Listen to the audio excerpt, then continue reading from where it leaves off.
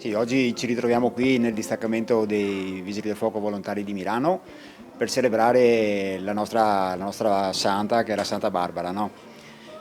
Abbiamo questa occasione ogni anno, questo distaccamento vede dal 2016 la possibilità di festeggiare assieme alla cittadinanza, insieme a tutto il milanese, questa occorrenza, no?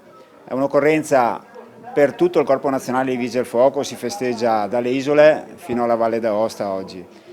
E ricadendo alla fine dell'anno ci dà modo anche di tirare le somme, su quella che è la nostra attività. Quest'anno nella provincia di Venezia raggiungiamo all'incirca i 10.000 interventi.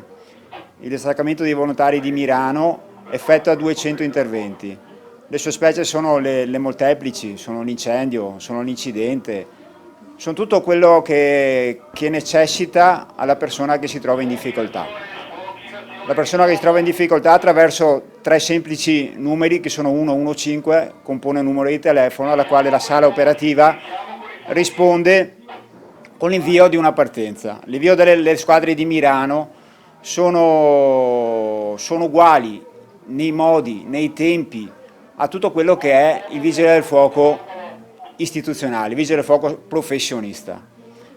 Cosa c'è di più? C'è di più che nel vigile del fuoco volontario, rivestendo una parte non marginale, ma al di fuori di quello che è la professionalità della propria vita, riveste in sé anche quel ruolo di cittadino attivo, quel ruolo di capitale sociale che da noi merita i più vivi complimenti, per quello che anche oggi ha dimostrato per l'ennesima volta. Come dicevamo prima, non è una mera diciamo, assegnazione del proprio tempo libero, ma è proprio professionalità, è proprio addestramento tecnico che lo richiede nell'attività di tutti i giorni.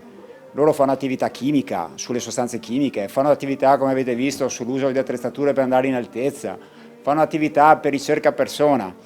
È proprio un'attività di soccorso posta a 360 gradi. E a loro in questo momento, se possiamo, rivolgiamo veramente il nostro più caloroso ringraziamento.